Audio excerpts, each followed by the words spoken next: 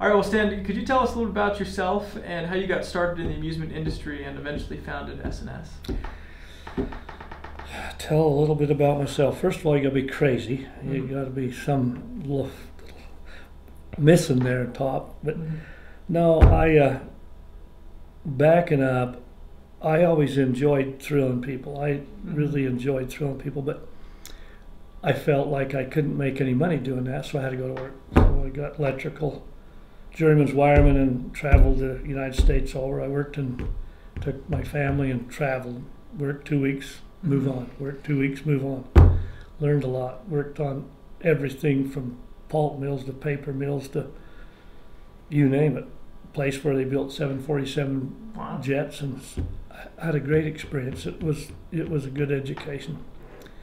But then later on in my life, I heard about these guys jumping off of bridges over in New Zealand and Australia. So I thought, that sounds like a fun thing to do. And so I got bungee cords, and I got patents to oscillate a participant from a structure. And so then I built towers, and I really enjoyed that. We put bungee towers all over the country, put them all through Florida and all around the United States, Myrtle Beach, and put a lot of bungee towers in Japan. That was so exciting. But the problem with that is I had the safeties. I formed the NABA, National Association of Bungee Jumpers, and tried to get people to get good guidelines that turn into standards so they'd be safe.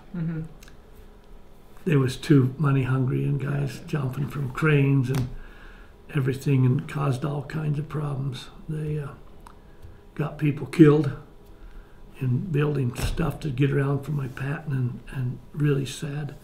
So that kind of put a damper on bungee jumping. But then I decided, I didn't think like an engineer would think, I want to go build a ride. I thought, what does it take to thrill people?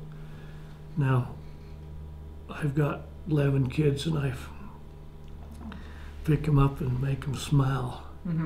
And if they get a little older, I throw them a couple of feet in the air and catch them. I thought, wow, that'd be neat if I could do that. I could throw them 200 feet in the air. And that's a good idea, and it worked great. And then, though, I had to do a lot of testing, and we first was going to use bungee cords.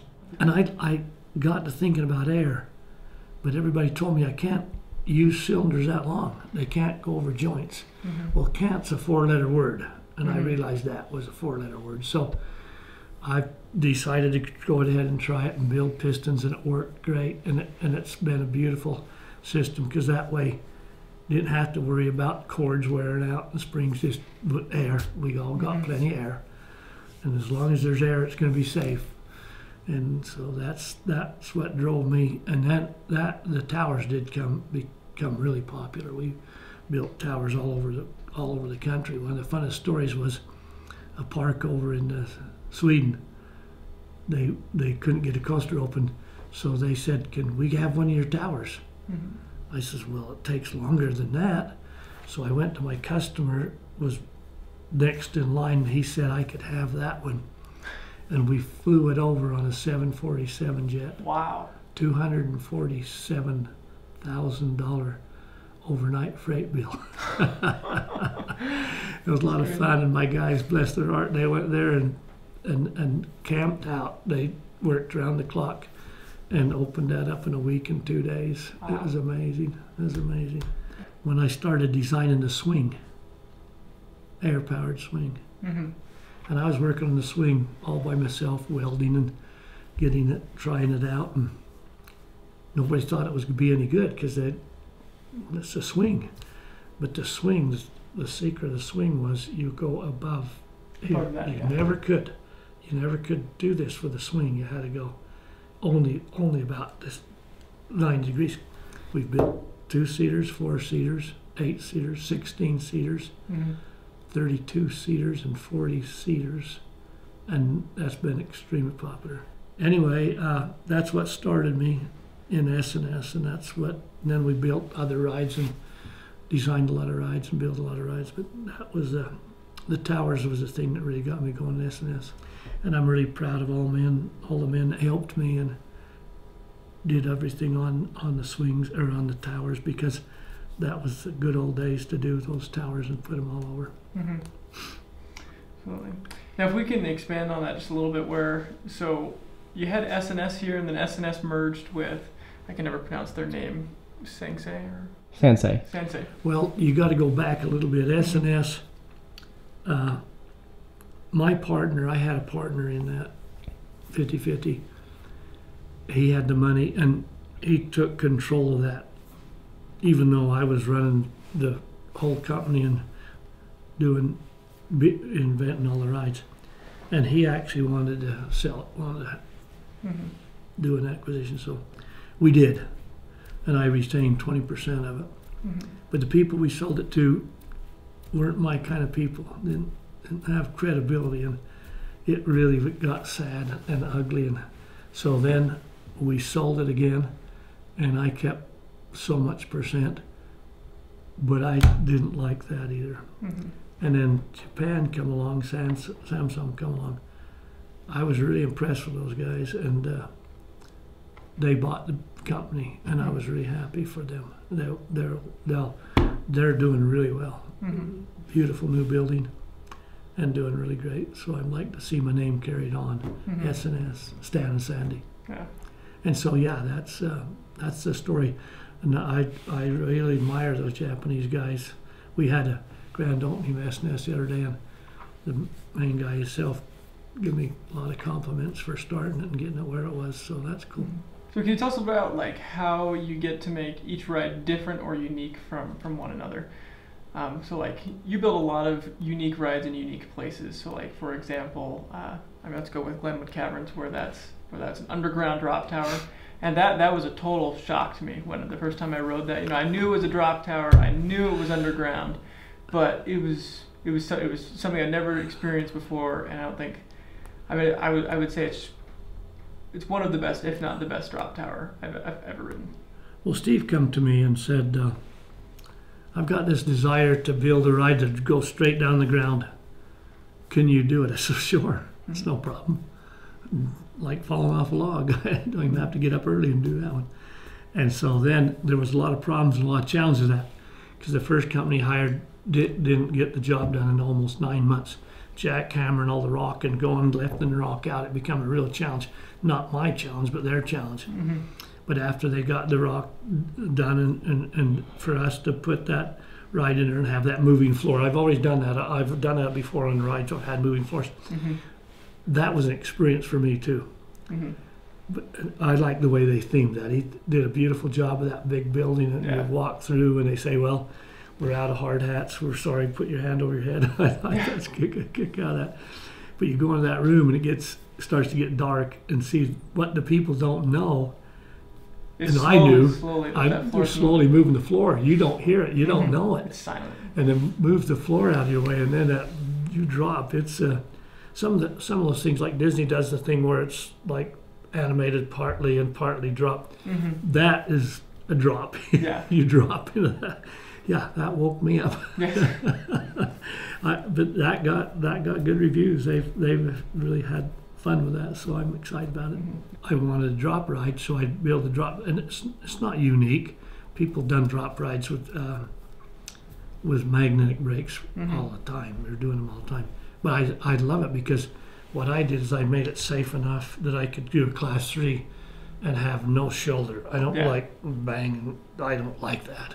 I don't think anyone really likes banging their head on the shoulder. So I think it's, in a class 3, that's all you need, and you don't need to have that. But most people, they see what the last guy did, so they did shoulder restraints on drop rides. I don't know of anybody that did a good job without doing the shoulder restraints. So no, I won't copy anything that SNS has done whatsoever.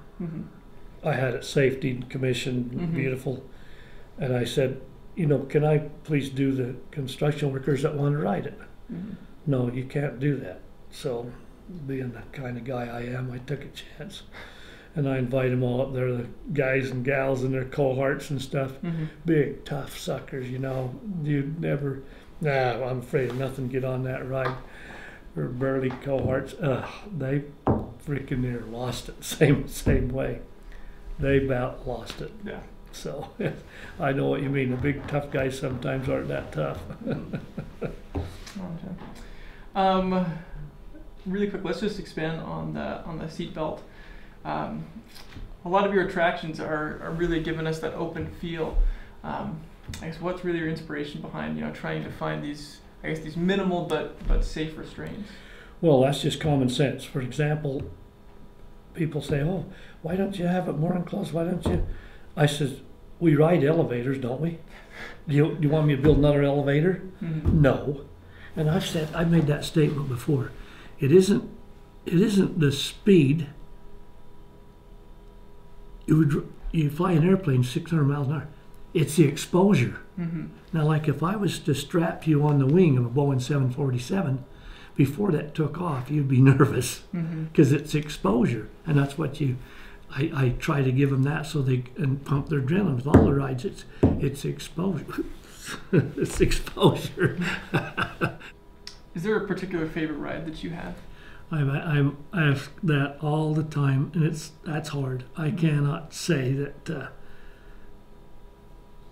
I love the Stratosphere. I love the Big Shot ride. I like to go there with people and ride that with them because gets my adrenaline pumping, seeing them. But actually, for a thrill, I've only ridden that 3 times, and that dive ride has got to be, that's the apex of this thrill. I don't think I can beat that one. Mm-hmm. That's the one at Cave of the Winds. What's it called? The one in Colorado? Mm-hmm. Yeah. That's the one that's going to Tennessee. Yeah. Was there a most challenging ride for you to work on design-wise or construction-wise? Well, there again, the Stratosphere was extremely challenging because we were fairly new. We had, I've got guts. I take a chance and sign the ride. When he come in here, Bob Stoop, come in here, I just said, yeah, I can do that, no problem at all.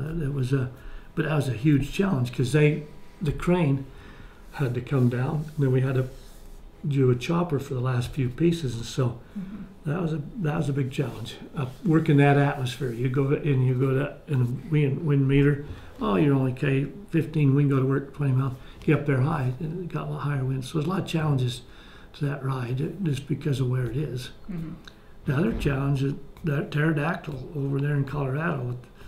And I should have hired choppers to be conservative. I didn't. I put ropes across and hike in the cliffs and pull the cables.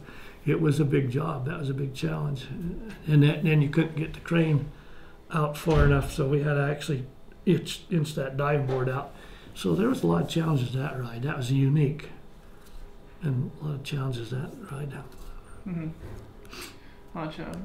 So you mentioned a little bit earlier about doing Donpas. Donpa. Sorry, the Japanese names, I can never get them correct. The Donpa. Can you tell us about the original incarnation of that ride, and then some of your thoughts about the changes that the ride has seen over the years? That was a huge challenge. I'd forgotten that so long ago, because we had problems with that ride, trying to get it to that speed.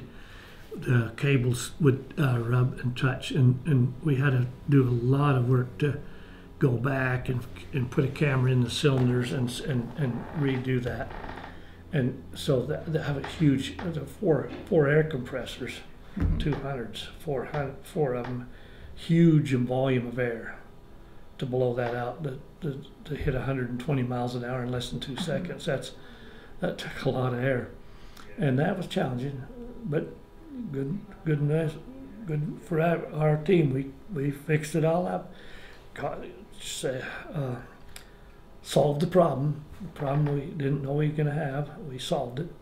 I feel a little bad though, because I've heard that since the Donpa that they wanted to change the ride and put a loop in it. Mm-hmm. I never designed it with a loop. Yeah. I wish they would have done that. And I think they wish they would have done it too, because they've had problems with headaches and stuff. And that was a great ride to go out and to that curve. He wanted to do a curve almost 90 degrees and going fast enough. Mm-hmm. That's all worked good. And then the tower, straight up and straight down is awesome. they took it out and put a loop. Mm-hmm. I haven't been there, and I haven't ridden it, but I've heard reports that they kind of wish they hadn't done that. Gotcha. I mean, you take a beautiful ride, a ride that's gone for years and years successful, and they're lining up for it. Why change it? You want a loop, go build a loop. Don't change that ride.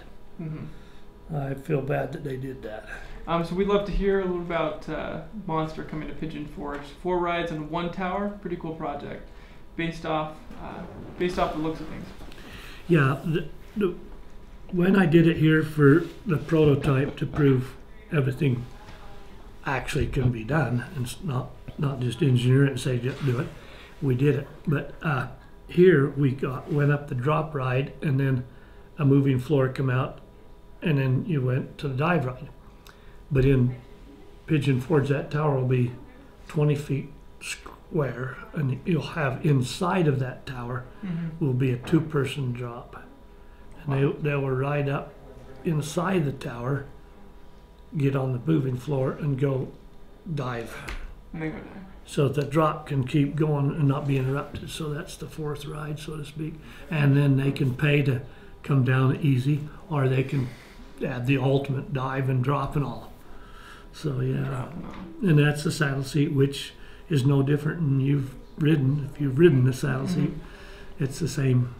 And then we just got one last question for you. So a lot of our viewers at Coaster Studios hope to work in the amusement industry one day. What advice would you give someone hoping to make it big in the amusement industry? Well, first of all, 100%. That's an easy question. Get mechanical engineering. Mm-hmm. Masters. Take mechanical engineering as the highest you can take it. Absolutely, you got to do that. You got to get a mechanical engineering degree, and then if you're creative and all these things, you can do stuff. But if my advice to him or her is to get a mechanical engineering degree.